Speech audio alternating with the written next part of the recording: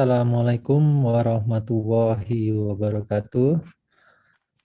Selamat siang kepada seluruh guru besar, senior, sejawat, peserta tas atau tanya apa saja yang diselenggarakan oleh Departemen Obstetrik Ginekologi FK UNER bekerjasama dengan POGI Cabang Surabaya.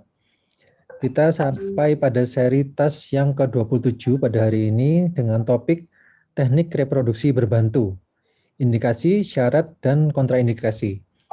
Sebagai narasumber pada tas hari ini adalah Dr. Ason SPOG konsultan dan Dr. Arif Tunjung Seto SPOG.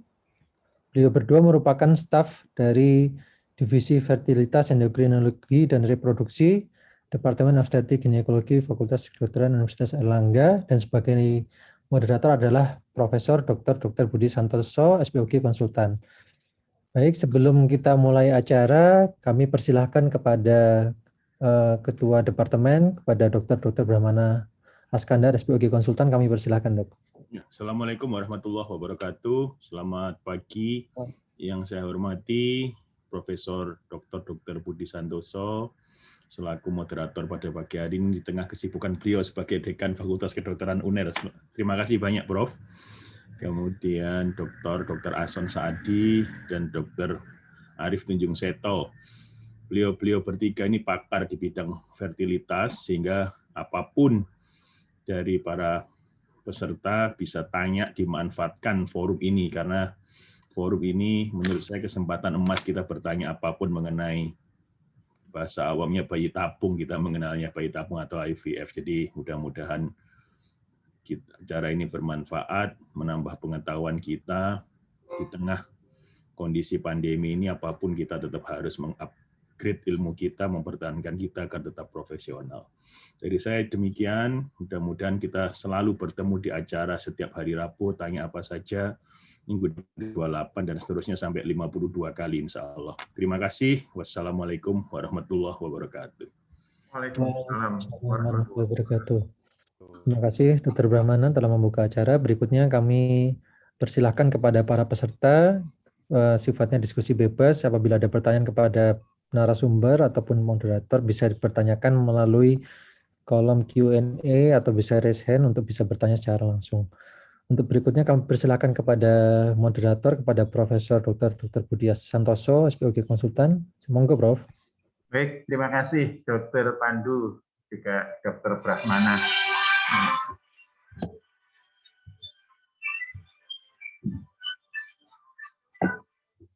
Mohon maaf dari budekan. Oh, ngapunten.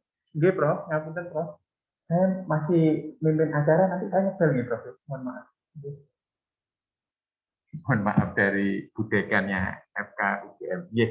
Terima kasih Dr. Brahmana yang ide-idenya sangat bagus sekali. Ini sudah berjalan yang ke-27 atau ke-28. 27, oke, Prof. 27 ya? 27.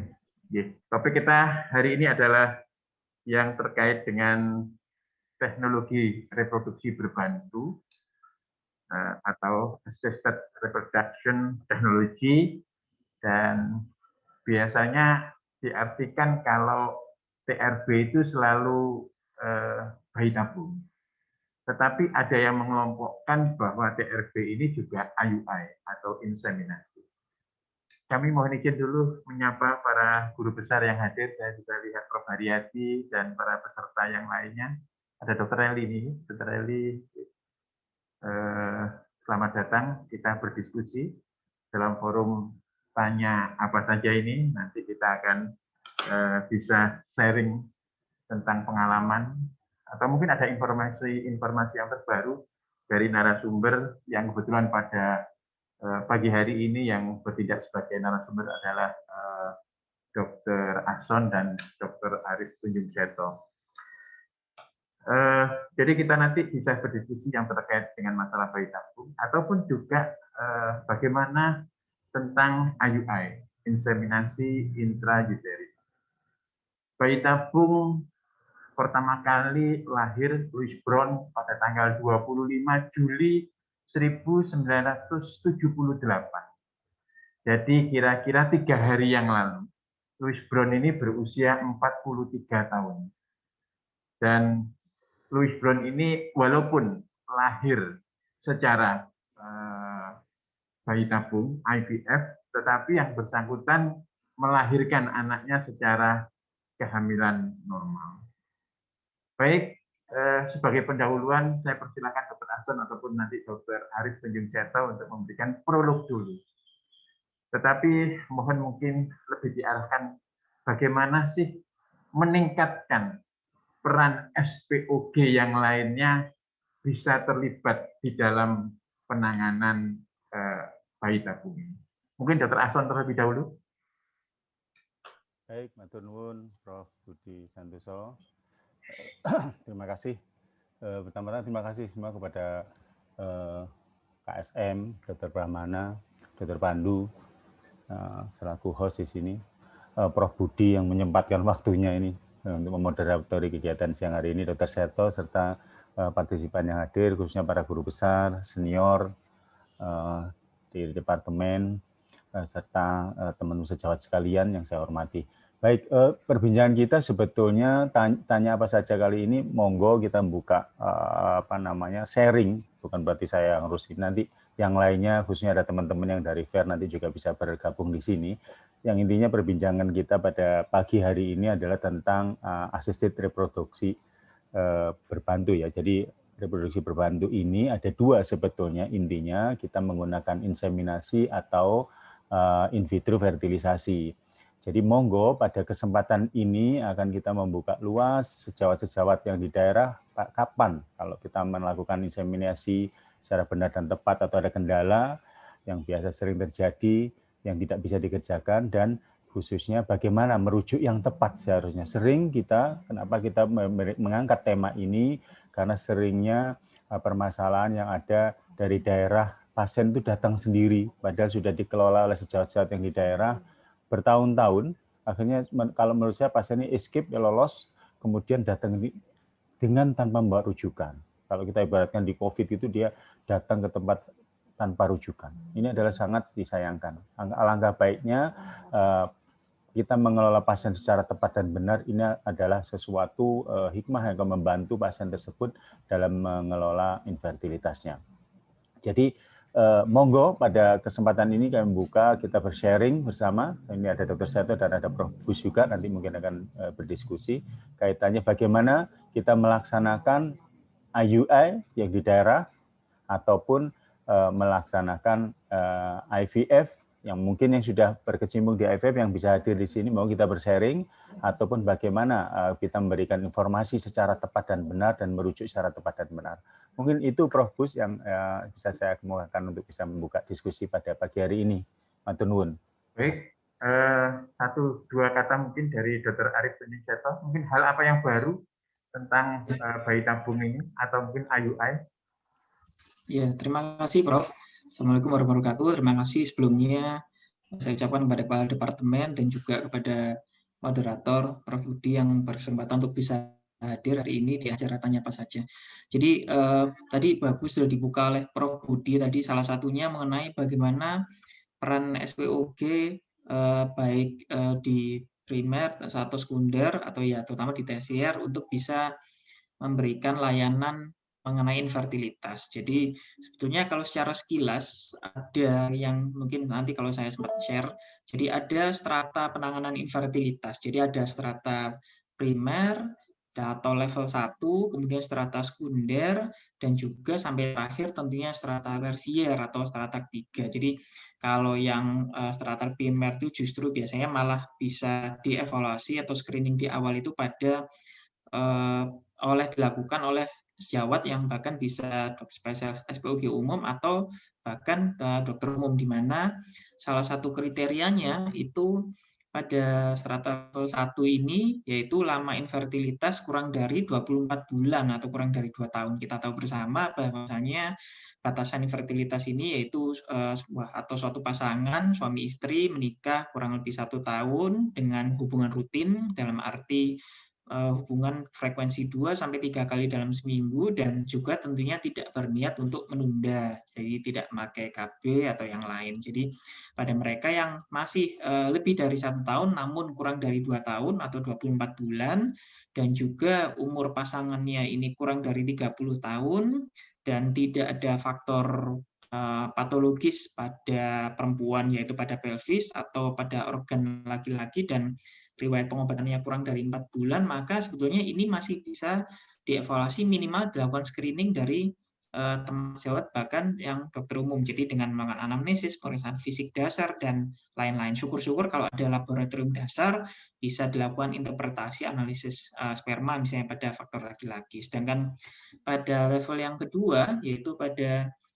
spesialis obgyn atau uroandrologi, bahkan pada mungkin sejawat SPOG umum pada umumnya, maka infertilitas kurang dari 36 bulan atau 1,5 tahun dengan umur istri dari 35 tahun, dan juga yang tadi memenuhi kriteria yang level pertama tadi, justru juga sebenarnya bisa dilakukan oleh sejawat SPOG pada umumnya. Jadi apa saja yang bisa dilakukan? Paling tidak bisa melakukan evaluasi penilaian potensi tuba, bisa dengan USG secara umum, dilihat apakah ada hidrosalping, mungkin yang bisa terlihat kalau dari USG, atau minimal melakukan pemeriksaan dengan HSG, merujuk pasien pada laborat untuk mengevaluasi dengan HSG.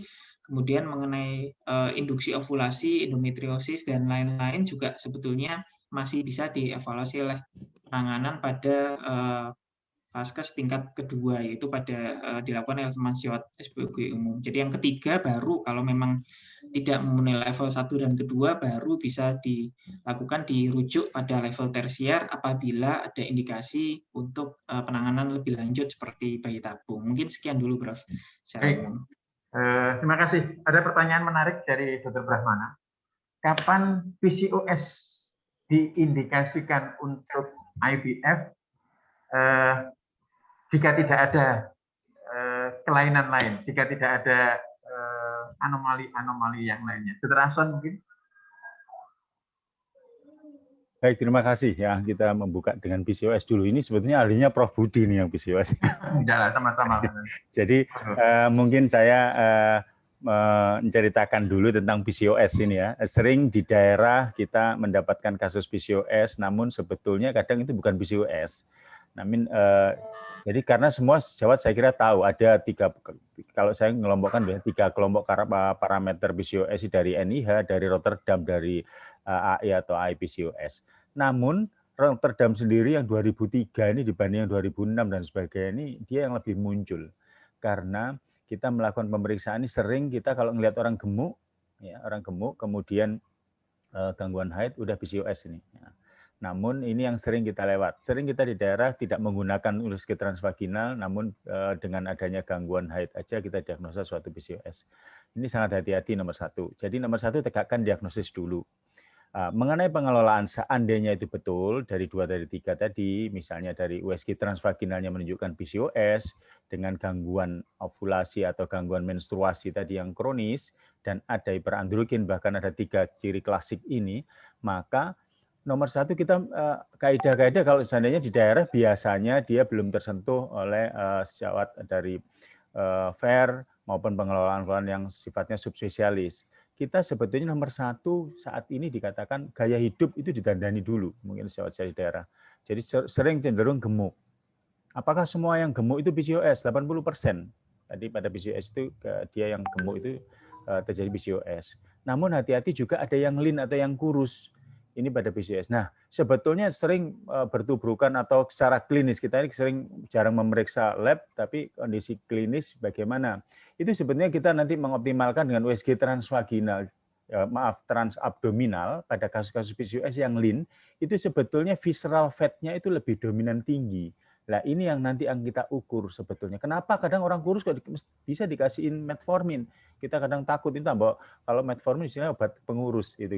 Nah, ini salah satu istilahnya teori saja bahwasanya itu bisa diberikan. Nah, Nomor satu tadi, kalau seandainya dengan gaya hidup mereka yang tidak sempurna tadi, memang kita perbaiki. Kalau yang obes terutama kan lebih nyata perubahannya. Nah, bila gagal, ataupun saya biasanya secara praktis 2-3 bulan turunkan berat badan atau perbaiki gaya hidupnya, kemudian sambil diinduksi ovulasi. Kita juga melihat umur juga. Tadi kapan katanya tidak ada apa-apa. Kalau memang umurnya cenderung di 38 ke atas, maka mengarah ke IVF-nya akan jadi suatu prioritas pertama, atau menikahnya sudah lebih dari 3-5 tahun, itu menjadi pergeseran menjadi pilihan yang pertama. Setelah itu baru 3 bulan atau 3 kali cycle tidak berhasil dengan CC, baru alternatif yang pilihan yang kedua. Kadang ada yang menggunakan drilling. Bagaimana kita kalau menggunakan drilling? Tentunya sebetulnya ada pemeriksaan laboratorium. Kalau di daerah kadang kita melakukan drilling, menurut saya tidak sepakat, karena sebaiknya indikasi drilling salah satunya dengan menggunakan pemeriksaan laboratorium tadi, ini salah satu marker kadar LH-nya bagaimana. Ya. Kadang kita mendrilling padahal sebetulnya ini ada multikistik saja. Ini sangat menciderai pasien tersebut, akan menurunkan cadangan ovariumnya itu sendiri. Nah, lebih baik kita akan menggunakan medikamentosa dengan gonadotropin. Gonadotropin baru untuk melakukan ovulasi bila tadi gagal. Bila ini gagal, maka ini salah satu pemilihan IVF. Kalau kita sedang baca-baca jurnal, kenapa gonadotropin bisa sebagai salah satu alternatif awal untuk melakukan pada kasus PCOS. Tapi tetap kita memprioritaskan perbaiki lifestyle dulu, karena kebanyakan mayoritas gangguan lifestyle-nya diperbaiki, akan ovulasi itu bisa berbaik dengan spontan. Mungkin nanti Dr. Seto juga akan melengkapi. Mungkin itu Prof. Budi yang bisa kita sampaikan. Baik, terima kasih. Mohon izin untuk menambahkan aja sedikit. Ya. Jadi kalau murni karena PCOS itu adalah masalahnya di anovulasi, maka sebenarnya tidak ada indikasi untuk IVF. Kalau murni karena PCOS. Namun demikian seringkali kan ada faktor suami, ada mungkin faktor tuba, atau mungkin yang lain-lainnya. Dr. Seta mungkin ingin menambahkan tentang pertanyaan ini. Ya, terima kasih Prof. Jadi betul tadi saya juga sependapat dengan Dr. Hason bahwasanya ada secara umum itu kalau melalui tata laksananya ada 4 level utama. Jadi dari indikasi tata laksana pada PCOS. Jadi yang pertama justru memang bukan malah dengan stimulasi atau malah dengan operatif atau dengan bayi tabung, tapi yang malah justru memang lifestyle. Jadi dengan penurunan berat badan kurang lebih sekitar 5-10%, biasanya kita bisa melakukan KIE pada pasien. Maka karena dari hasil penelitian dengan penurunan berat badan kurang lebih 5-10% dari itu, dari 100 responden atau 100 penelitian itu 50% nanti akan kembali pada siklus ovulator atau pada siklus ovulasi yang normal. Dengan kembalinya siklus ovulasi yang normal, maka nanti kesempatan untuk ada pasangan tersebut untuk bisa hamil atau konsepsi secara spontan akan kembali atau mengalami perbaikan, dan juga dengan olahraga. Kemudian kalau memang pertanyaannya apakah kapan indikasi harus bahkan dengan IVF, ya kita kembali lagi pada indikasi IVF. Salah satunya di mana faktor sperma atau ovulasi tuba misalnya kalaupun lancar, maka salah satu indikasi yaitu misalnya tidak mendapatkan kehamilan atau tidak berhasil konsepsi pasca 3 atau 4 kali dengan stimulasi atau bahkan dengan inseminasi. Jadi kembali lagi betul yang dikatakan Prof. Budi, jadi fokusnya yaitu pada bagaimana kita menstimulasi atau mengembalikan siklus ovulasinya. Bila itu tidak bisa dilakukan secara spontan, maka ya tentunya ini menjadi salah satu indikasi untuk IVF, karena pada IVF semuanya kita kontrol dari luar total. Jadi itu yang nanti indikasi untuk IVF pada pasien PCOS. Mungkin begitu, Prof.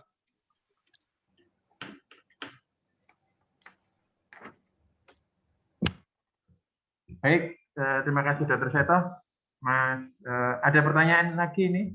IVF bila gagal bisa dicoba berapa kali? Kapan bisa lanjut lagi? Kapan tidak bisa dicoba lagi? Silakan. Dr. Hason dulu. Ya, baik, terima kasih. Memang praktis ya, yang sering ditanyakan ini, tapi ini sebagai informasi juga yang sangat penting tentunya ya. Terima kasih pertanyaannya. Nomor 1, IVF bila gagal itu kapan sebetulnya bisa dicoba lagi? Secara hormon yang ada di tubuh kita ini akan biasanya kita akan istilahnya meriset gitu ya, secara mudahnya itu mengenolkan kondisi tubuh secara dasar itu bila 3 bulan lagi. Jadi seandainya mungkin pada pasien kita, pasangan pasien kita ini mengalami kegagalan dalam IVF, maka kita menyarankan seandainya mereka harus diulang. Kenapa kok harus mengulang lagi? Salah satu indikasinya yang menetap. Contohnya indikasi yang menetap gimana? Kaitannya dengan usia, kaitannya dengan tuba yang tidak paten bilateral, ataupun habis dilakukan salpingektomi dalam kondisi tertentu yang kanan kiri, maka ini harus kalau seandainya ini keturunan kan menetap untuk berhamil untuk mendapatkan keturunan. Nah, kondisi ini maka 3 bulan lagi paling cepat kita mengulang. Kemudian pertanyaannya, seandainya orang ini mampu, seandainya orang ini mampu dan mau mengulang terus, sebetulnya batasan apa? Disebutkan di jurnal-jurnal bahwasanya selama kita lagi mendapatkan telur pada suatu ovarium tadi, maka pada saat itulah kita masih bisa melakukan untuk IVF. Nah, kenapa seolah-olah IVF tadi sebagai suatu dewa penyelamat? Karena memang kondisi ini adalah salah satu teknik pada teknik akhir untuk memperoleh telur tadi dengan sebaik-baiknya. Karena kalau kita menggunakan expectant management atau time intercourse atau bahkan inseminasi, kita masih melepaskan kesempatan yang seharusnya bisa dikontrol dengan baik. Contohnya pada ovarium yang sangat minimal atau DOR gitu ya, diminished ovarium reserve atau cadangan telur yang sangat rendah, ini maka kita harus sangat-sangat memperlakukan telur tadi dengan optimal. Istilahnya kalau bisa diperes, di squeeze gitu, kita mendapatkan telur sebanyak mungkin kita. Ini prinsipnya. Jadi tidak ada batasan, hanya saja ini akan menjadi suatu kontraindikasi. Nah, ini yang perlu ditanyakan. Kontraindikasi kapan IVF tadi harus dihentikan? Otomatis bila pada kondisi-kondisi di mana telur tadi tidak bisa dihasilkan lagi. Kesempatan-kesempatan tadi yang jelas tidak ada. Nanti kita akan bertabrakan dengan faktor etik. Nah, maka dari itu, dari IVF pun kita harus mempelajari step by step-nya, kapan kita tidak boleh melanjutkan. Jadi bukan mencoba sesuatu yang kita nyatakan sebenarnya ini gagal, namun untuk menyenangkan ini sesuatu yang melanggar etik. Nah, jadi pertanyaan tersebut, 1, per 3 bulanan boleh diulang, 2, boleh sampai kapanpun asal syaratnya terpenuhi. Jadi telurnya terpenuhi, ya, kondisi-kondisinya masih ada memungkinkan. Itu demikian. Nah, tapi seolah-olah karena biaya ya, karena sebenarnya biaya. Kalau gratis mungkin bisa dilakukan berkali-kali. Gitu. Terima kasih. Ya, memang ada indikasi yang menetap ya. Ya. Tapi dari beberapa kasus itu setelah IVF yang pertama, ternyata yang kedua, ketiga itu spontan. Ini kira-kira fenomena apa, Dr. Aswad atau Dr. Seto?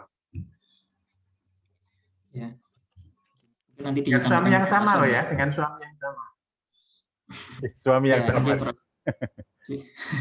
Jadi ya itu yang selalu biasanya kita tekankan juga pada pasien ya. Artinya memang sama halnya tidak hanya terjadi pada kasus IVF. Jadi pada kasus dengan inseminasi pun ya tentunya di mana persamaan di antara keduanya yaitu kita sama-sama melakukan stimulasi ovarium, sehingga biasanya pada hal-hal yang demikian ini biasanya masih ada efek artinya stimulasi ovarium dari siklus yang sebelumnya. Ini juga dibuktikan pada temuan bahwasanya pada mereka yang inseminasi, biasanya kasus inseminasi ini meskipun secara umum pada tahap awal atau siklus yang pertama itu keberhasilannya ya kurang lebih memang tidak tinggi, sekitar 10-15%, tapi ada salah satu kebaikan dari inseminasi yaitu adanya efek akumulasi, di mana pada pengulangan siklus akan dari penelitian terdapat peningkatan keberhasilan ya memang tentunya tidak setinggi IVF tapi ya bisa sekitar bahkan 15-20%.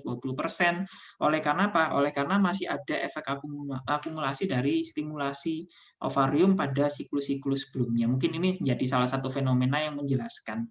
Kemudian juga bisa jadi kemudian di mana salah satu indikasi dari inseminasi ini tentunya kita harus memastikan patensi tuba. Nah, biasanya dengan patensi tuba ini bisa dengan HSG atau dengan laparoskopi, di mana kita melakukan flushing efek flushing itu sendiri juga akhirnya bisa jadi menjadi salah satu penyebab bagaimana seorang pasangan ini atau seorang wanita ini akhirnya bisa konsepsi spontan, oleh karena bisa jadi pada saat sebelumnya ada adesi yang minimal yang sehingga belum memungkinkan untuk terjadinya konsepsi. Mungkin itu, Prof. Mungkin Dr. Rason ada tambahan. Oke, baik. Ada pertanyaan di Q&A dari Dr. Ahmadi. Wanita 34 tahun menikah 9 tahun, recurrent pregnancy loss, 3 kali kehamilan abortus. Untuk rencana kehamilan berikutnya, apakah menunggu kehamilan alami dengan sebelum mencari sebab-sebab RPL atau sebaliknya langsung dengan IVF? Saya persilakan. Dr. Rason, recurrent pregnancy loss. Ya, saya mungkin baca Prof. Jadi agak pelan-pelan. Jadi 34 tahun, dia menikah 9 tahun. Ya. Tidak mempunyai anak, jadi invertible male ini, karena nggak ada yang aterm yang sampai bisa viable untuk pernah abortusnya. Jadi RPL 3 kali kehamilan abortus, kemudian rencana kehamilan berikutnya apakah menunggu kehamilan. Jadi kalau nomor 1 kita lihat usia. Kalau kita lihat usia kurang dari 35, mungkin sejawat masih bisa melakukan inseminasi, expectant management di mana dia ada berpeluang untuk kehamilan.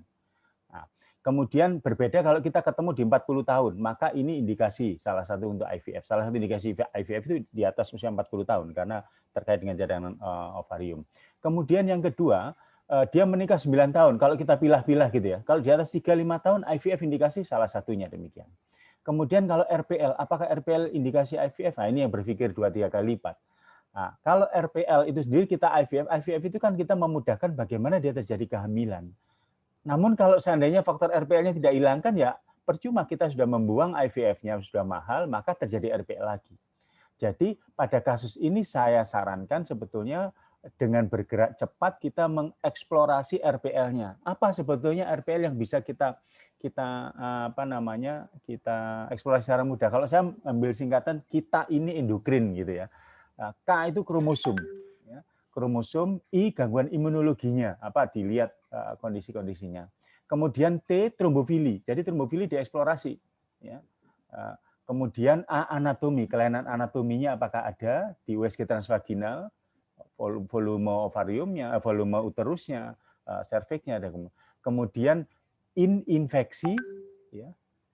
Kemudian ada kata I di sini masih belum tereksplorasi, iatrogenik atau idiopatik, yang idiopatik. Artinya masih sesuatu masih belum terungkap. Nah, endokrinnya apa? Kadang pada pasien-pasien yang PCO. PCO itu memiliki kadar keguguran yang sangat tinggi sekali. Ya. Kemudian yang dari yang non-obgyn mungkin diabetes atau tiroid dan sebagainya. Mungkin ini kita coba eksplorasi dulu sambil kita menyiapkan apa sebetulnya yang harus kita mesti perhatikan.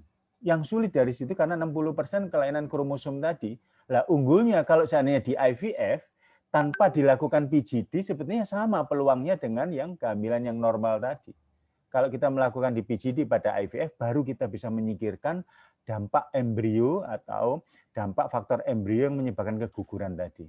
Saya kira mungkin itu Prof. Tambah Dr. Syah. Terima kasih. Baik, mungkin saya menambahkan sedikit, Prof. Kalau Oke, monggo. Silakan, Dr. Syah. Ya, terima kasih. Ini RPL ini memang kasus yang menarik. Jadi kita juga pernah dari Ferry juga sudah melakukan konsensus. Saya itu mungkin dengan Prof. Budi juga kita sampai di Bali saat itu. Jadi artinya memang untuk diketahui bersama bahwasanya recurrent pregnancy loss ini sampai saat ini kalau dari kausanya ya 50% tidak diketahui. Jadi 50% tidak diketahui. Untuk pastinya diketahui apa? Sebetulnya ya kita melakukan karyotyping pada embrio yang hasil konsepsi yang keguguran itu. Hanya tentunya sayangnya untuk kultur kita atau di Indonesia kita tidak rutin melakukan itu. Sedangkan sisa 50% yang lainnya ini baru yang sebagian yang bisa kita ketahui. Di mana 3 besar di antaranya yaitu 1 kelainan anatomi, yaitu adanya mungkin polip pada endometrium atau miom submukus, itu yang bisa nanti kita evaluasi dengan histeroskopi. Kemudian atau SIS kalau dengan secara sederhana di daerah.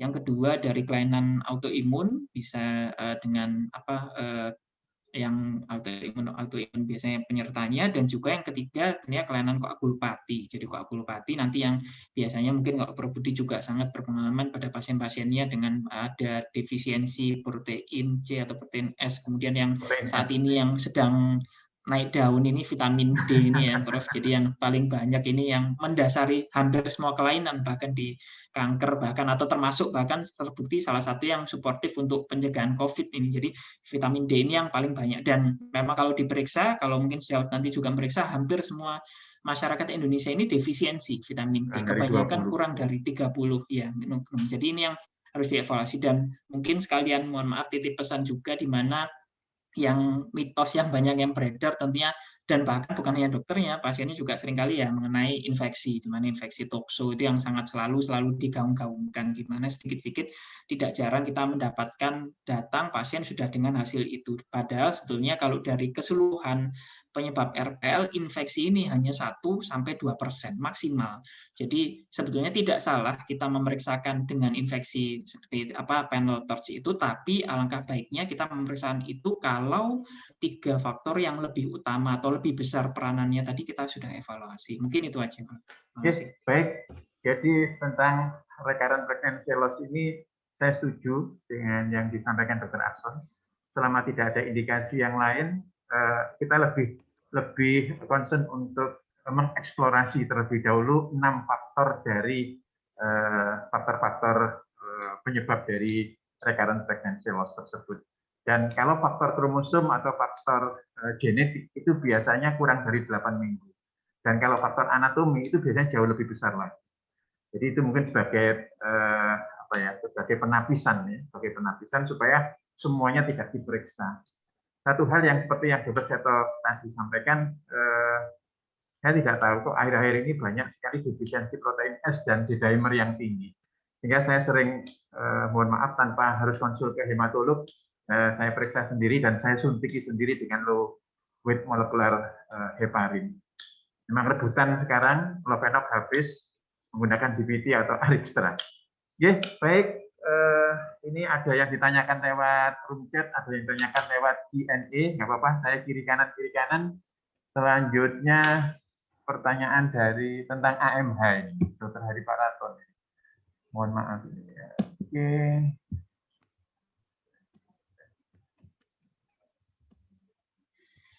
Apakah pada kasus inseminasi dengan stimulasi ovarium sebaiknya diperiksa AMH untuk mengetahui cadangan ovariumnya? Apakah ada persyaratan cut-off dari AMH? Dr. Akson, saya persilakan.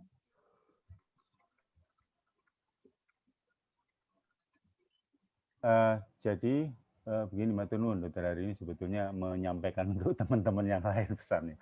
Jadi matur nuwun, Dr. Hari. Jadi pemeriksaan AMH pada kasus inseminasi apakah memang diwajibkan, istilahnya kalau gitu. Kalau dibilang wajib sebetulnya enggak. Sebetulnya kita melihatnya sebetulnya grade-nya itu kaitannya dengan apa upaya kita. Apakah kita hanya ingin tahu misalnya AMH itu pada kasus kita mau expectant management dengan AMH, tentunya tidak. Maka AMH itu kenapa kok tidak? Seandainya AMH itu pemeriksaan seperti DL, harganya yang biayanya murah, ya gitu, mungkin bisa ya. Saya kira kita sebagai rutin dilakukan pemeriksaan, namun mahal, kisarannya 800 ribuan gitu ya. Dan yang sekarang ini juga kaitannya dengan tadi cut-off, hati-hati pemeriksaannya kita tetap memperhatikan timing. Ini jurnal-jurnal yang terbaru itu mengarah menyebutkan hati-hati AMH yang dikatakan dulu pada siklus pada saat menstruasi, pada saat proliferasi, sekresi itu dikatakan sama. Namun di jurnal yang sekarang ini ditelaah ternyata hati-hati ada perbedaan. Maka tetap kita merekomendasikan pada saat pas basal, kondisi basal dari haid dari kedua, ketiga itu pemeriksaan AMH yang disarankan.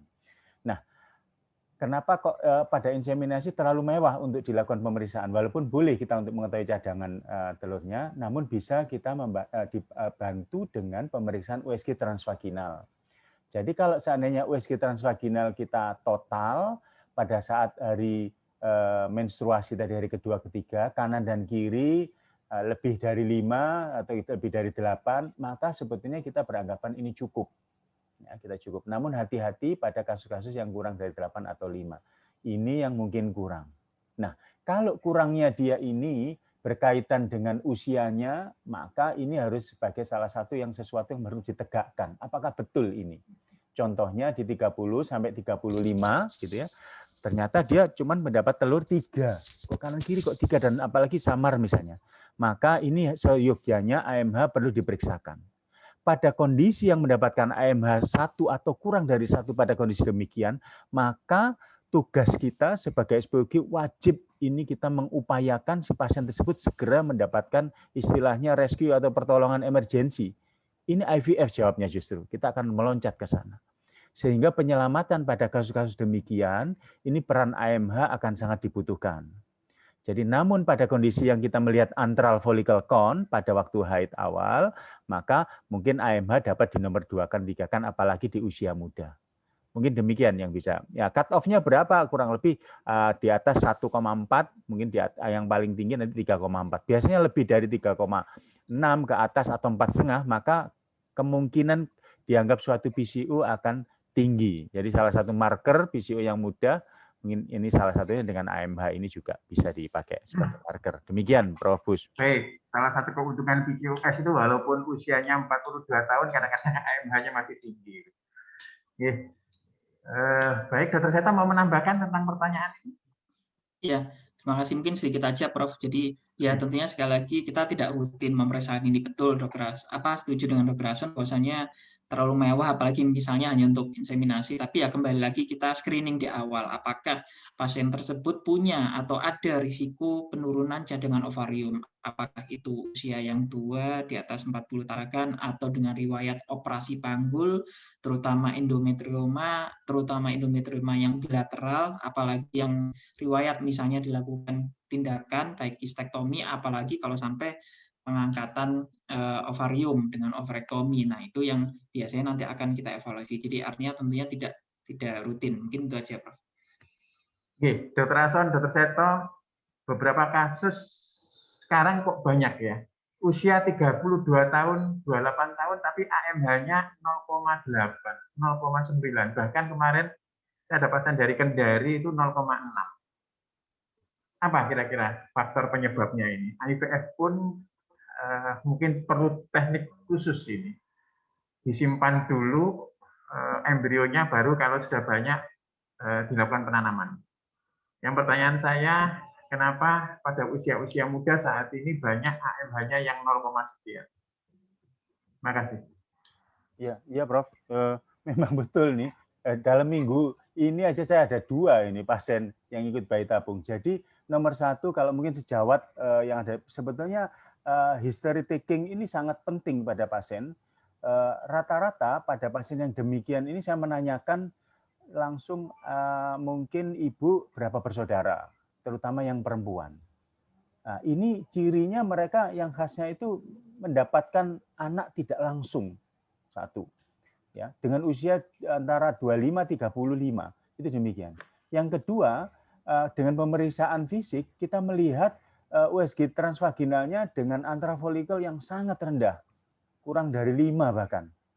Nah, kemudian dibuktikan dengan AMH. Jadi ini yang sering, Prof, cuman nggak tahu secara apa namanya natural disease-nya ya, Prof ya. Namun kemungkinan dari gaya hidup itu yang membuat mereka ke sana bisa. Kemudian yang kita nggak tahu sebenarnya faktornya. Tapi genetik tadi juga berpengaruh. Misalnya dia punya putra 1, orang tuanya dan sebagainya. Ini juga perlu ditanyakan. Memang sehingga pertanyaan Dr. Hari Paraton tadi nggak salah kalau saya kira mengharuskan memeriksakan AMH pada kasus-kasus yang muda dan pada kondisi ini. Memang harus karena ini justru mendapatkan apa namanya jawaban yang cepat gitu. Untuk hal-hal lain tentang obat-obatan dan yang lainnya operasi dan sebagainya memang ditanyakan. Tapi itu saya kira wajar pasti ditanyakan. Yang kelewatan misalnya history taking dari memang riwayat keluarganya demikian. Ini yang harus perlakuan khusus, Prof.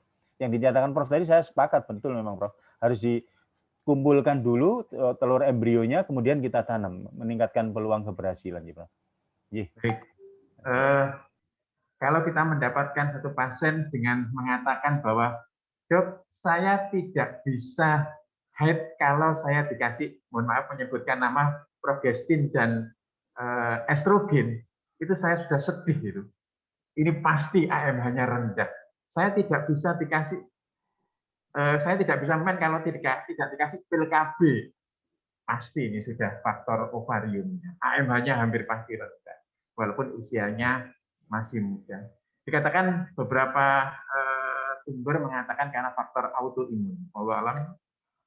Dr. Seto ada yang mungkin ditambahkan faktor ini? Iya, Prof. Jadi memang ya itu yang memang yang salah satu yang kita sesalkan memang meskipun kejadiannya tidak banyak. Jadi kalau dari klasifikasi gangguan ovulasi dari WHO itu termasuk yang golongan 3 itu hanya sekitar 3-4%. Tapi ya kalau sudah jatuh dalam kondisi hipogonadotropin ini hipogonadisme terutama ini yang paling kalau hipergonadotropin hipogonadisme ini yang ovarian failure ini yang memang kita harus ini sehingga ya salah satunya bahkan ya kita sudah bersiap untuk meng-KIE pasangan tersebut untuk bisa mempunyai anak angkat mungkin sampai demikian. Mungkin itu aja, Prof.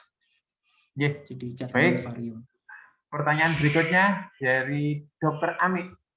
Mohon izin bertanya, saat ini kan promil salah satunya IVF sedang trending didukung oleh banyak selebritas yang mempromosikan keberhasilan kehamilan dengan IVF. Sementara seringkali pasien belum paham makna infertilitas. Usia masih muda, menikah baru hitungan bulan. Sepintas tidak ditemukan gangguan hormonal, BMI normal, namun ingin sedik saknyet dan hamil dengan promil.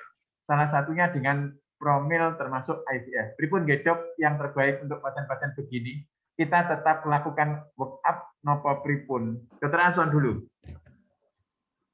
Terima kasih, Dr. Ami. Ini sering dijumpain ya. Bahkan orang-orang yang mungkin yang melihat saja ada dua sebetulnya kondisi ini. Mereka memiliki pengalaman yang bad history dari keluarganya, dari informasi-informasi, sehingga ketakutan.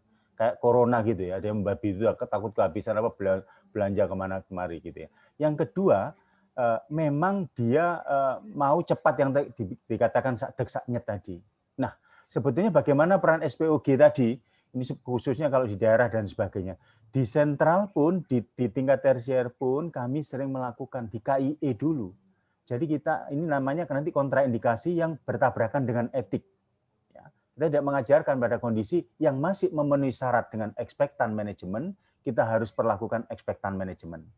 Kemudian yang memenuhi syarat dengan inseminasi, kita berikan inseminasi. Dan memenuhi syarat dengan IVF, kita berikan IVF. Maka kewajibannya Dr. Ami nanti memberikan informasi secara tepat dan benar. Sehingga apa? Seandainya mereka lari ke tempat yang sama, di tersier tempat tinggi, kita informasinya sama.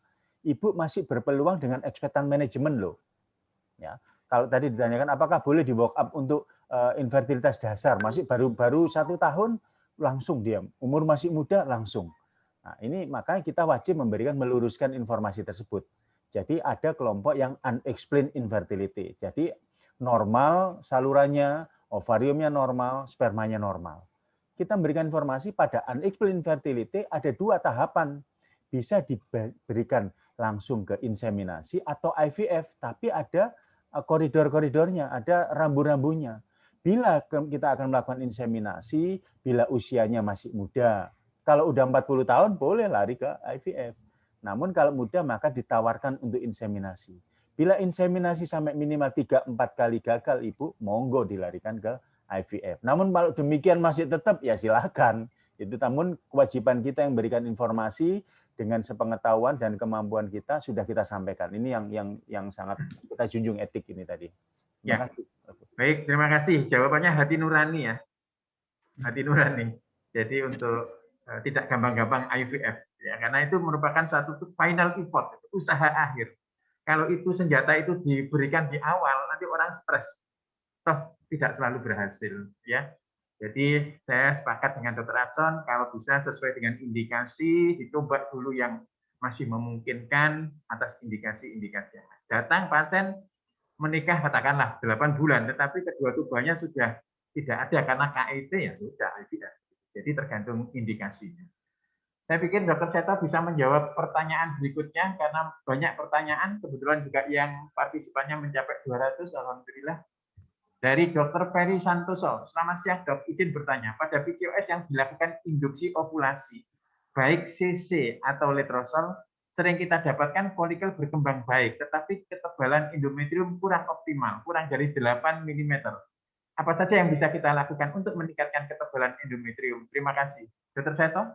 Ya, terima kasih Prof. Ini pertanyaan bagus dan saya senang karena artinya aplikasi dengan stimulasi induksi atau simulasi ovarium ini sebetulnya ya ini memang sudah bisa normal dijalankan dimanapun, jadi termasuk sejawat yang ada di daerah. Jadi artinya seringkali betul bahwasanya reseptivitas endometrium digambarkan paling mudah ya nanti dengan ketebalan dinding endometrium ini menjadi salah satu problem baik itu inseminasi maupun juga dengan bayi tabung. Nah, tentunya untuk melakukan perbaikan kita juga harus evaluasi dulu. Artinya tidak serta-merta kita lakukan terapi.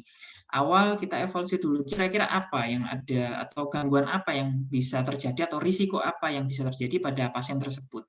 Apakah dari awal punya riwayat gangguan atau trauma misalnya pada endometriumnya, misalnya dengan riwayat kuretase atau tindakan operatif yang lain. Kemudian juga ada tidak lupa juga risiko infeksi di mana salah satunya TB, di mana endometrium TB ini yang paling jelek prognosisnya, salah satunya bisa menyebabkan gangguan pertumbuhan pada endometrium, itu yang harus dievaluasi dulu. Dan tapi baiknya TB ini tentunya kita bisa evaluasi dia respon dengan obat-obatan, hanya sayangnya memang prognosisnya pada endometrium ini memang kurang baik.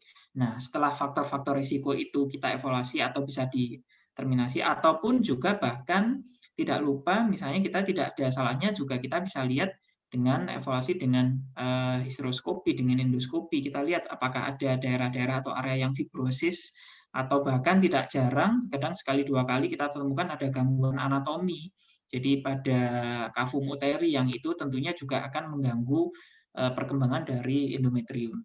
Terakhir baru misalnya kita lakukan tata laksana dengan biasanya bisa kita ada tambahan baik dengan preparat dengan estrogen misalnya dari luar kita tambahkan pada saat bersamaan dengan kita lakukan induksi atau stimulasi ovarium baik dengan estradiol valerat misalnya yang 1 mg jangan yang 2 karena saya tidak menyebutkan mereknya tapi yang 1 mg karena harapannya nanti juga bisa membantu untuk ketebalan dinding endometrium atau bahkan kalau yang versi mahalnya istilahnya ya mungkin bisa kita berikan dengan injeksi gonadotropin tapi tentunya itu jarang sekali kita lakukan. Mungkin itu Prof. Jadi evaluasi dulu yang utama. Oke, baik. Pertanyaan dari Dr. Maya Kamarukmi, bagaimana tips dan triknya mengelola pasien IVF sejak stimulasi sehingga mendapatkan embrio terbaik sehingga kemungkinan kehamilan yang besar. Nah ini banyak seninya juga. Saya silakan Dr. Anson. Iya, wah baik ini yang sebetulnya yang saya tanyakan juga ini bagaimana juga karena semua seorang yang mengerjakan IVF pasti menanyakan bagaimana ini mengelola. Jadi secara mungkin filosofi dasarnya kita harus mengendalikan tahap-tahapnya. Jadi tahap-tahap pada IVF tentunya nomor 1 dari seleksi pasien, kemudian kedua kita mulai stimulasi, ketiga melalui ovum pick up, ketiga embrio transfer dan hasil dan evaluasinya kontrol dengan luteal support dan sebagainya. Nah, kalau kita menganggap ini suatu 5 kelompok tahapan, maka kelimanya ini mungkin Dr. Maya harus menghandle dengan tepat dan benar. Ya, contohnya ini dari seleksi pasien. Kita paham betul pada pasien ini seandainya ada hiperprolaktin. Ya, yang lainnya dengan dasar-dasar yang pemeriksaan screening dasar ibunya normal. Maka kita akan lolos pemeriksaan seleksi ini bila kita dapat menghandle dengan hiperprolaktin tadi dengan benar atau pada saat masuk ke IVF hiperprolaktinnya normal. Ya, itu satu. Ini ambil salah satu contoh aja. Kemudian berikutnya stimulasi. Sebetulnya tidak satupun orang memiliki one size for all patient ya. Jadi satu aja misalnya cocok untuk semua istilahnya dalam dunia IVF dikatakan demikian. Tapi tidak. Ternyata ini sangat individualized. Makanya sekarang muncul bahkan untuk stimulasi individualized. LPS individualized. Kemudian frozen embryo transfer individualized juga. Nah, ini yang kita harus memahami betul seorang tersebut lebih cocok mana. Maka salah satu contoh dia menggunakan protokol antagonis. Kadang dia tidak berhasil pada saat sekarang, mungkin di berikutnya dari short digunakan long. Ini tidak menutup kemungkinan. Ini salah satu beberapa kekurangan. Kemudian yang ketiga tadi OPU.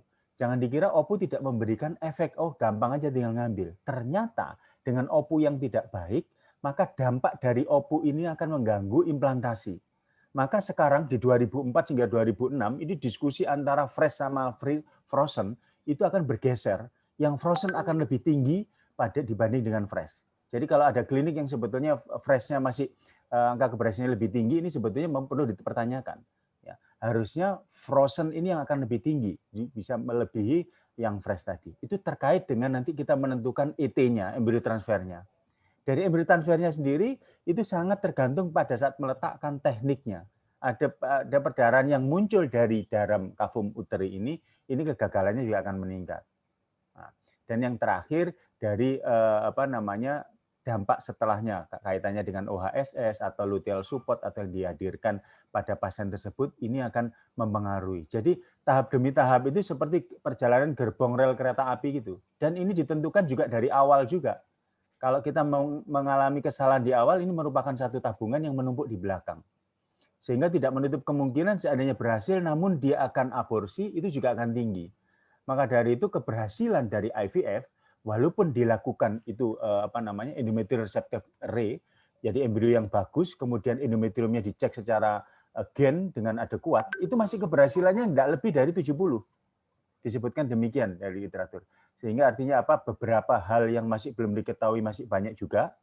Namun kalau kita seandainya memperoleh keberhasilan tadi mencapai kisaran di 45 dan 50, ini adalah sesuatu keberhasilan yang bagus.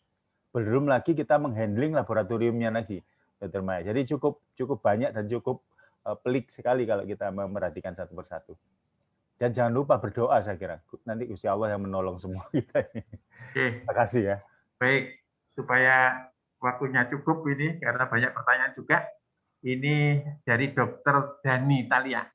Mohon izin bertanya tentang persiapan pasien yang rencana untuk IVF dari daerah. Apakah bisa dilakukan stimulasi ovulasi di daerah atau pasien harus sejak awal berada di tempat rujukan sampai berhasil? Dr. Seto? Ya, terima kasih Prof. Ya ini juga sebenarnya kalau tadi Prof bertanya bagaimana sekarang perkembangan di IVF ya. Jadi yang kita ketahui bersama memang proses IVF ini sangat panjang, mulai dari screening pasien, kemudian juga stimulasi di awal, terus kemudian ketika pengambilan sel telur atau ovum pica, terus kemudian melakukan laboratorium, proses di laboratorium dengan fertilisasi hingga akhirnya sampai pada embrio transfer dan juga support pasca ET. Jadi ini yang harus dievaluasi. Jadi kalau sekiranya dengan proses yang panjang tersebut, maka biasanya ada beberapa tempat yang bisa kita lakukan kombinasi. Jadi ya seringkali mungkin seperti biasa mungkin Prof. Buni pasiennya banyak dari luar kota atau bahkan dari luar pulau, di mana misalnya mendapatkan salah satu triknya juga ya biasanya stimulasi itu atau injeksi suntikan sampai pada tahap stimulasi ovarium itu bisa dilakukan baik misalnya bahkan oleh pasiennya sendiri. Jadi misalnya dengan melakukan suntikan atau injeksi pada pasiennya, diajari suntikan pada area subkutan atau ini sekitar perut atau sekitar pusar, kemudian nanti atau misalnya pasiennya pun tidak artinya ragu atau ragu-ragu untuk melakukan sendiri, juga kita bisa berkoordinasi atau kontak dengan sejawat yang ada di daerah untuk melakukan stimulasi ovulasi, termasuk juga bisa sekaligus kita bisa koordinasi untuk bisa melakukan pemantauan, di mana tentunya biasanya pada hari ke-6 kemudian kita lakukan pemantauan besar atau respon terhadap ovarium, kemudian hari ke-8 setelah dilakukan injeksi 2 kali lagi bertahap, itu kita bisa melakukan baik di daerah maupun semuanya bisa dilakukan di pusat. Jadi sebetulnya masih ada sangat besar peran dari sebagai teman-teman sejawat yang ada di daerah ini untuk juga bisa bekerja sama kita melakukan stimulasi dari awal. Mungkin itu, Prof. Baik. Dengan kondisi saat ini yang adanya telemedicine, kita tahu bahwa telemedicine itu ada tele-expert, tele-assistant, dan apalagi satunya lagi ya, tele-assistant. Nah, ini sangat memungkinkan sebenarnya satu pelaksanaan bayi tabung itu asal ada sebuah komunikasi yang baik, ada semacam ya dengan telemedicine ini, ya, tele expert maupun juga tele assistant. Jadi dosis dan sebagainya itu sudah atas konsultasi dengan expert di sentral bayi tabung tersebut. Sangat memungkinkan. Setelah dilakukan penyuntikan 3 hari, evaluasi E2, evaluasi USG, kemudian dikonsultasikan lagi apakah dosis tetap atau meningkat. Evaluasi 3 hari kemudian sampai penentuan. Pasien datang sudah dalam keadaan ovarium OPU, ya, ovum pick up. Itu memungkinkan. Tetapi apapun juga yang namanya penyuntikan dengan gonadotropin itu sangat memungkinkan terjadinya OHSS. Asal sejawat bisa tentang cara penanganan OHSS, deteksi dini dari OHSS, hal-hal semacam itu tentu masih memungkinkan untuk dilakukan. Sehingga memang konsep untuk pelaksanaan bayi tabung itu ada yang parsial, ada yang total. Ada sebuah center bayi tabung nggak mau, pokoknya harus mulai dari A sampai Z, mulai screening sampai detail support itu dilakukan di center bayi tersebut. Tapi ada yang membuka diri. Monggo, itu sebuah kemungkinan yang bisa dilakukan. Pertanyaan selanjutnya adalah, masih kurang 5 menit. Bagaimana peran makro dan mikronutrisi pada infertilitas? Apakah perbaikan makro dan mikronutrisi pada ibu infertil yang tidak diketahui penyebabnya bisa meningkatkan keberhasilan kehamilan? Dr. Anson? Jadi ini bukan ahli saya ini sebetulnya. Sebetulnya kalau saya di IVF itu kebetulan ada rujukan untuk nutrisi atau gizi. Ya, jadi memang diperlukan. Bahkan ada misalnya kayak akupunktur, bahkan memang IVF itu psikososio dan semuanya dan yang lainnya itu sangat terlibat sekali. Maka jadi pertanyaan yang nutrisi ini bagaimana? Ini sangat-sangat diperlukan. Bukan berarti orang IVF itu kan nutrisinya sudah berlebih sebetulnya. Sebetulnya berlebihnya dia juga yang nutrisi yang salah kadang itu gitu. Jadi komposisinya yang salah karena orang IVF kan mampu biasanya kan tidak terkendala dengan nutrisinya. Tapi sebetulnya yang salah. Ambil contoh saja nih, sambil contoh yang kaitannya dengan nutrisi nanti ini Dr. Aldi ya mungkin dari sejawat-sejawat yang mempelajari nutrisi akan lebih kompeten ini untuk menjawab. Jadi ambil contoh aja pada PCOS itu ada kaitannya dengan defisiensi vitamin D. Maka saat ini dengan defisiensi vitamin D tadi ini akan mengganggu pola dari ovulasi pasien-pasien PCOS itu akan sangat nyata sekali. Sehingga tidak jarang kita melakukan pemeriksaan kadar vitamin D tadi pada pasien-pasien yang mengikuti IVF dengan PCOS. Contohnya demikian ini. Ada salah satu nutrien vitamin D yang sering terjadi defisiensi tanpa disadari, tanpa ketahuan. Ambil contoh aja, kalau misalnya pada kasus COVID ini, kita kalau agak berbicara pada saat ini COVID. Kalau yang lebih dari 60 relatif lebih aman, kebal, 30 sampai 60 maka dia akan intermediate. Kalau di bawah 30 maka dia akan sangat rentan untuk terjadinya terpapar suatu infeksi COVID tersebut. Hal ini juga terjadi pada IVF itu sendiri juga. Nah, maka saya kira nutrisi ini juga berperan banyak di sana. Ya. Yang sering kita konsulkan, adalah kalau kita tidak memeriksa satu persatu bagaimana konsumsi gizi yang harus dia konsumsi. Ini sering muncul pertanyaan, apakah saya harus makan mengandung protein tinggi dan sebagainya. Itu ada saya sendiri kita rujukan bagian konsul ke ahli gizinya. Itu demikian. Dr. Anson, bagaimana tentang pasien-pasien dengan AMH rendah mengkonsumsi DHEAA? Untuk DHEAA memang ini salah satu yang terbukti. Ini dalam meta-analisa review menyebutkan bahwasanya DHEA yang suplemen ini memang sebaiknya dikonsumsi pada pasien-pasien yang dengan DOR atau dengan AMH yang rendah atau POI dan sebagainya ini, atau usia-usia yang lanjut. Ya, ini dikonsumsi justru 3 bulan sebelumnya. Bagaimana secara landasan teorinya untuk menjelaskan kondisi demikian? Ternyata kita tahu bahwasanya androgen ini adalah suatu sumber dari untuk terjadinya estrogen. Pembentukan DHEA untuk perubahan persiapan cadangan menjadikan estrogen sebagai bahan dasar untuk pertumbuhan folikulogenesis tadi sangat diperlukan. Walaupun tadi jumlahnya yang standar, maka responsif pada folikel tadi akan meningkat dengan DHIA yang dicukupi dalam kurun waktu 3 bulan sebelumnya. Itu demikian Prof. Budi. Oke, baik. Pertanyaan waktunya sudah habis, tapi satu pertanyaan ini pendek ini jawabannya ini. Apakah pasien dengan oligoastenoterato boleh dilakukan IUI? Bagaimana syarat sperma yang layak dilakukan IUI? Dr. Seto.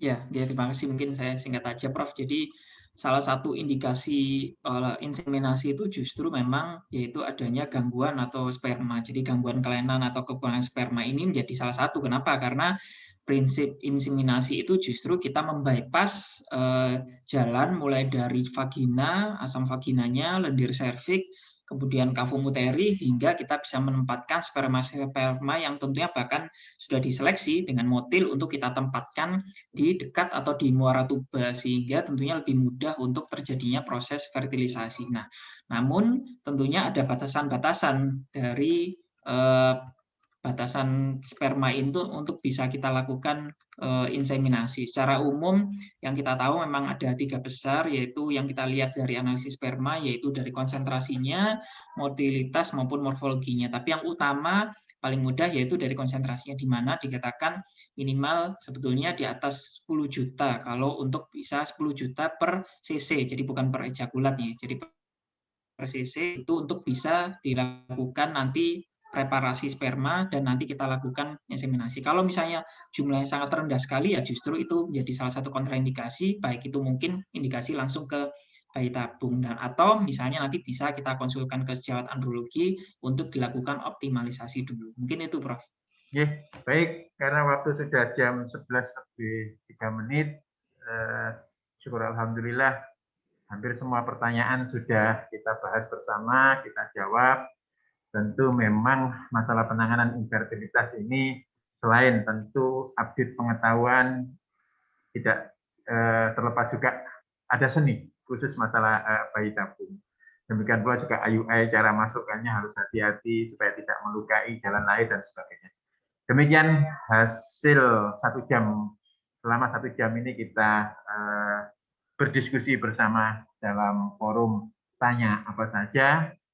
Terima kasih kepada panitia, terima kasih kepada semua partisipan, dan mohon maaf kalau ada kekurangannya. Akhir kalam, wassalamualaikum warahmatullahi wabarakatuh. Waalaikumsalam warahmatullahi wabarakatuh. Terima Terima kasih Dr. Ason, Dr. Arif Tunjung Seto, dan Prof. Budi. Mungkin Nyon Sewu, Prof. Budi, kalau Prof. Budi berkenan bisa menyampaikan satu resume singkat tentang diskusi kita pada siang hari ini. Monggo, Prof. Resume singkat. Jadi saya mulai dari indikasi, ya. Indikasi untuk IVF, indikasi untuk IUI itu sangat penting sekali. Pertama yang berkaitan dengan masalah keberhasilan. Tentu indikasi yang sangat longgar, usia masih muda, belum waktunya dilakukan IVF, itu juga akan meningkatkan. Namun demikian itu mungkin juga akan berkaitan dengan masalah pembiayaan, berkaitan dengan masalah hati nurani. Oleh karena itu, IVF sebagai usaha akhir, saya pribadi lebih sepakat, lebih setuju, merupakan usaha akhir setelah usaha-usaha yang lain dicoba, kalau itu memang memungkinkan. Ada sebuah peluang kerjasama antara sejawat-sejawat SPOG yang ada di luar center IVF untuk melaksanakan IVF ini, namun harus didasari dengan pengetahuan, dengan keilmuan yang cukup agar supaya membantu para pasien untuk meningkatkan keberhasilan, mungkin juga menurunkan pembiayaan, namun tidak merugikan pasien itu sendiri. Saya pikir itu sebagai resume, Dr. Pandu. Mohon maaf kalau ada lebih dan kurangnya. Akhir kalam, wassalamualaikum warahmatullahi wabarakatuh. Waalaikumsalam warahmatullahi wabarakatuh. Baik, terima kasih kami ucapkan kepada seluruh pembicara, narasumber, dan moderator, Prof. Budi Santoso, sekaligus kepada seluruh peserta tanya apa saja seri yang ke-27. Kita bertemu lagi pada seri-seri tas berikutnya setiap hari Rabu jam 10 pagi. Akhir kata, terima kasih. Kami tutup. Assalamualaikum warahmatullahi wabarakatuh. Waalaikumsalam. Waalaikumsalam warahmatullahi wabarakatuh. Matur nuwun. Terus semuanya. Mohon maaf.